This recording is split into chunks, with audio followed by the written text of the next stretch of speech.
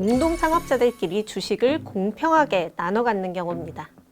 그러면 주주로서 의결권도 공평하게 나눠 갖는다는 건데요. 투자자들이 이런 경우를 굉장히 싫어하기 때문에 이러면 사실상 투자를 받기가 힘듭니다.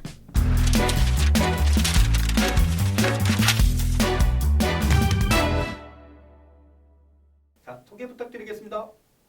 안녕하세요. 14년째 스타트업 전문 법률 업무를 하고 있는 김혜영 변호사라고 합니다.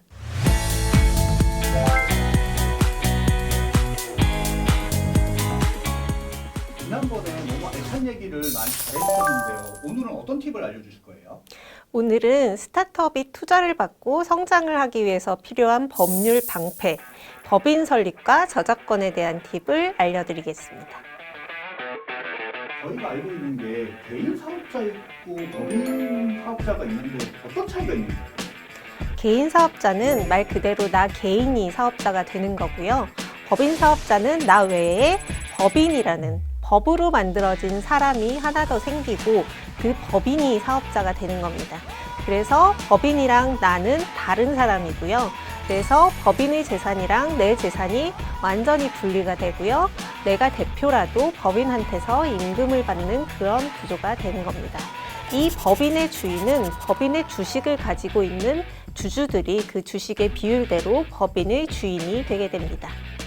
그러면 스타트업은 법인 설립을 하는 타이밍 같은 게 좀 있을까요? 법인은 대표 개인이라는 사람의 리스크하고 회사의 리스크를 분리하기 위해서 설립을 하는 거거든요. 그래서 투자자들이 투자를 할 때 개인한테 투자하기보다는 법인한테 투자하는 걸 훨씬 선호합니다. 정부 지원 사업에서도 사업이 어느 정도 규모가 되면 개인이 아닌 법인한테 지원하는 그런 제도들이 훨씬 더 많습니다. 이렇게 투자를 받거나 지원을 받기 위해서 법인을 많이 설립들을 하시고요. 그리고 아주 행복한 경우인데 사업이 너무 잘 되는 경우에 개인의 소득세보다 법인의 법인세율이 훨씬 낮기 때문에 법인을 설립하시는 경우도 있을 수 있습니다. 그러면 이제 법인 설립할 때 어떤 것을 조심해야 하는지 알아볼까요? 스타트업이 가장 많이 하는 실수 탑3 알아보겠습니다. 정관에 스톡옵션 관련 내용이 없다. 정관에 스톡옵션 관련 내용이 없고 등기도 안 해놓으시는 분들이 많습니다.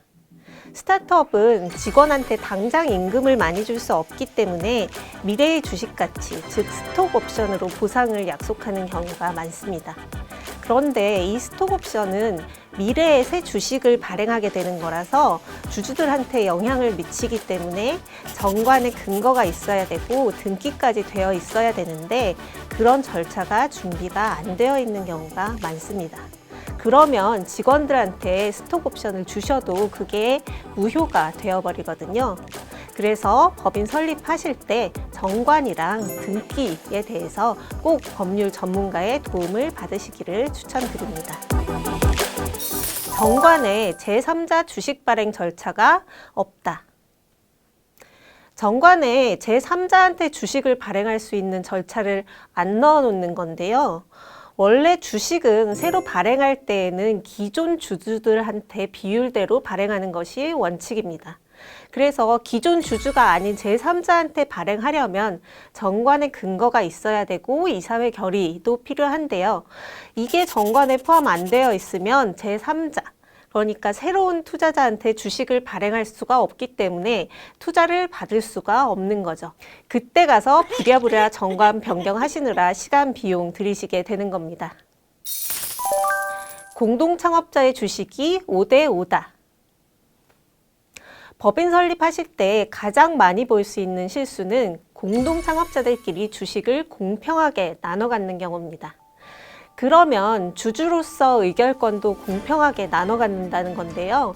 이렇게 되면 사실상 결정권자가 없게 되는 거거든요. 사이가 서로 좋을 때는 문제가 없는데 사이가 항상 좋을 수가 없죠. 투자자들이 이런 경우를 굉장히 싫어하기 때문에 이러면 사실상 투자를 받기가 힘듭니다. 지분은 경영권자 한 사람이 대부분을 가지고 계셔야 되고요. 다른 공동창업자는 임금을 많이 가져간다든지 이런 식으로 보상을 설계를 하셔야 됩니다. 다음은 자산이 될 수도 있지만 리스크도 될 수 있는 저작권에 대해 알아보겠습니다. 저작권 하는데 이게 실제로 자산이 되는 거예요? 스타트업은 어떤 유형의 재산보다는 무형의 창작물이 자산이 되는 경우가 많죠. 그 중에서도 특허나 상표를 빼면 대부분 저작권으로 보호받는 창작물이 대부분이라고 볼 수 있는데요. 특히 소프트웨어, 프로그램, 소스코드 이런 것들이 저작권으로 보호받을 수 있는 창작물입니다. 이런 저작권으로 보호받을 수 있는 개발물들을 스타트업에서 자체 개발하지 않고 외주 개발을 맡기시는 경우도 많은데요. 이때 그 외주 업체가 이 회사를 위해서 개발한 결과물을 다른 회사를 위해서 또 사용해서 분쟁이 발생하는 경우를 생각보다 많이 볼 수 있거든요. 이런 일을 막기 위해서 외주 계약서에 우리 회사를 위한 개발의 범위를 최대한 자세하게 적으시고요. 그 결과물의 저작권이 개발을 맡긴 우리 회사에 기속된다는 내용을 정확하게 명시해 놓으셔야 됩니다. 저작권이 위험하다, 리스크가 있다라고도 하는데 무슨 얘기인가요? 스타트업이 어떤 자료를 만들 때 이미지나 폰트, 음악 같은 걸 무료로 가져와서 사용하시는 경우도 많은데 이때 다른 사람의 저작권을 침해하는 게 아닌지 주의하실 필요가 있습니다. 이런 일로 소송을 당하시지 않으시려면 출처가 분명한 유료 이미지나 음원을 사용하시는 것이 가장 안전하긴 한데요. 현실적으로 어려운 경우가 많죠. 그래서 요즘은 생성형 AI로 만든 이미지나 영상 같은 거 많이 사용하시는데 그 결과물은 생성형 AI를 서비스하는 업체들이 저작권 침해가 되지 않게 신경 써서 제공하고 있으니까 큰 걱정 없이 사용하셔도 되긴 합니다. 그런데 예를 들어서 생성형 AI에 다른 사람을 흉내내달라 이런 프롬프트를 명령하실 때는 문제가 될 수 있으니까 주의를 하셔야 됩니다. 요즘 많이 문제되는 누구누구의 목소리를 흉내내달라 할 때 그 목소리는 사실 저작권의 보호 범위는 아닌데요. 그 사람의 인격권이나 프라이버시권에 문제가 될 수 있거든요. 그래서 조심을 하셔야 되고요.